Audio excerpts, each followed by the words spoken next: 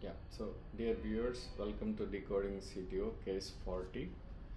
In this session, I came up with a case of a simple RCA CTO but became an antegrade non-starter because of a complication, so which I'll show you now. I'm Dr. Sharath Reddy, Director CTO and Complex Coronary Interventions, Medicover Hospitals, Hyderabad. My patient is a 51-year-old male smoker with a family history of premature CAD. Had a past history of ECI with stunt to LED and OM. Presented with exertional angina, so which is of class 3 since 6 months. So his LV function was normal, and CAG showed a mid-LED lesion and mid RCA CTO, and mid LED lesion was already treated with diluting balloon due to myocardial bridging close to the lesion. Yeah, now he came for RCA angioplasty. You can see this is the coronary angiogram of right coronary artery, so which clearly shows total occlusion of right coronary artery, and this lateral is showing total occlusion, and there is a clear bridging collateral from right coronary artery. And this is another view showing CTO of RCA, and there is also lesion proximal to the total occlusion. And these are the left injections, which shows this is the part of the LID which was treated with cutting balloon and drug-eluting balloon under IOS guidance, and there is no lesion as of now, and there is also myocardial bridging, and that's the reason why drug-eluting balloon was chosen in this patient. This is a CT angiogram showing a very short CTO, and there is a bifurcation sitting at distal cap, and not much of calcium within the CTO segment, but there is a little bit of calcium speck in the wall, and in fact the branch or bridging collateral which was filling distal RCA was thought to be a vasa vasorum giving collateral to distal RCA. Coming to the JCTO score, you can see it's very short, and there is a clear cap and short CTO, not much of angulation, and good distal vessel, not much of calcium within the CTO. So overall it's just JCTO 0, so appears very simple lesion to tackle. And coming to the wiring strategy, so as the cap is clear and the distal vessel is quite visible, we thought of going ahead with antegrade wire escalation at JCTO 0. So most likely a case for antegrade, and most likely we can finish it in antegrade wire escalation.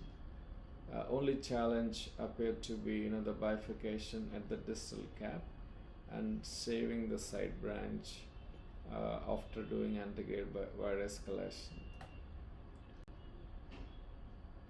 And one of the challenge was the lesion proximal to the CTO. So yeah, it's always better to treat inflow lesions before attempting CTO crossing, so that gear movement across this lesion would become much more easier for further interventions. The other challenge, as I already mentioned, is a bifurcation at the distal cap. So this is the dual injection during the procedure. So as discussed, we thought of going ahead with antegrade wire escalation, and you can see the anatomy was a mirror image of what I discussed from the angiogram. There was no difference here. So we started doing antegrade wiring. You can see this is a filler XTRY, so which we decided to take to go across this tight lesion. But unfortunately, you can see the wire actually went into the subintima, most likely, and you can see here when we inject it through the microcatheter, so there is a huge subintimal space created already, and also the track which was present before, which was quite clear before, was not visible in this injection. So this made our further antegrade wiring so much more complex. So that's the reason we had to move on to retrograde. So became an antegrade non-starter, though it is a very simple CTO. So we moved to retrograde. So we have chosen this first septal and went across first septal. Though it is kind of TME1 septal, we could able to cross with septal surfing using CO03 wire and caravel. You can see wire crossed into RCA, and also caravel could get across septal. And once we reached distal cap, we injected to clear off the location of distal cap. The distal cap was not clear because of the bifurcation, so you can see in this view the distal cap was quite clear. You can clearly see a cap here.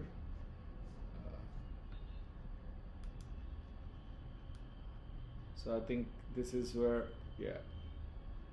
this is the cap, this is the distal cap.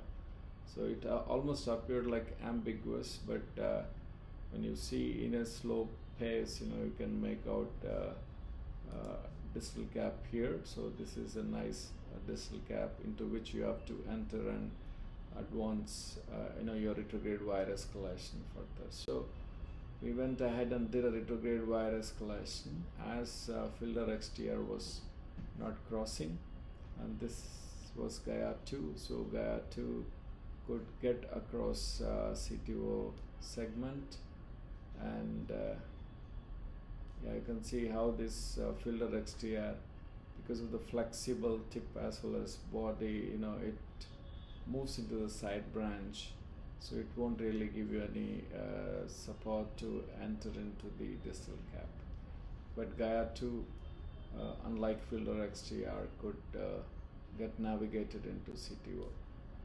And since it is a short CTO, we could able to cross true to true with Gaia 2, and then you can see here Gaia 2 came into aorta, and we navigated Gaia 2 itself into the antegrade guide without much difficulty. You can see it went into antegrade guide, and subsequently caravel got advanced into JR, and then externalization done to move ahead with the further procedure. So after externalization, we pre-dilated lesion with the 2 mm balloon, and then we did an IVUS. So you can see in IVUS, so in IVUS, this is the IVUS. So both branches, so you can see this is one branch. I think it's coming from the true lumen, and also this is another branch. So you can see here there is another branch, but it looks there is a small flap across this branch. So I think this branch we might lose after stunting, so or you might get a slow flow. But the distal branch was proximal branch was quite good, coming from the lumen where from the wire crossed. But another thing which I told you in the beginning, the bridging collateral. So you can see there is a lot of calcium here, but it is sitting in the wall. So, and you can see this is a bridging collateral which we saw in so this is the collateral which we saw in CT, which was filling distal vessels. So this bridging collateral, it looks like it could be an expanded vasa vasorum because this is the media, so it is sitting within the media. So anyway, and we can also see what happened with our antegrade wiring. So this was the location of antegrade, wiring. You can see this is all a sub-intimal space which was created by antegrade wire, and the retrograde wire went through the true lumen. So, and this basically created antegrade non-starter. So yeah, that's the problem. So, and then we stunted RCA with 2 stunts, and you can see this is the final result of right coronary artery after doing 2 stunts. So there's a good flow and good expansion, and we did IVUS. You can see these are the reference areas, and these are the stunt areas. Distally we got 4.8, proximally it's almost 7.4 and 9.8. So by all means these are very good stunt areas. So the learning points from this case are CTO might be appearing simple, but it may become complex during the course of intervention, as in this case. Thought of a simple antegrade, but it became an antegrade non-starter due to the dissection in the proximal RCA. So preparing for all possibilities is paramount to increase success rate of CTO PCI. A dissection of vessel proximal to CTO, like in this case, can halt progression of your antegrade wiring, which might mandate early retrograde switch. Early shift to alternate wiring strategy would save time and prevent further expansion of dissection and IMH. Forbid antegrade contrast injections in such scenarios to prevent propagation of dissection and consequences of IMH on final distal vessel flow. Thank you. You can subscribe to these channels, Interventional Strategies by Dr. Sharath Reddy, to have these videos, to view these videos. Thank you once again.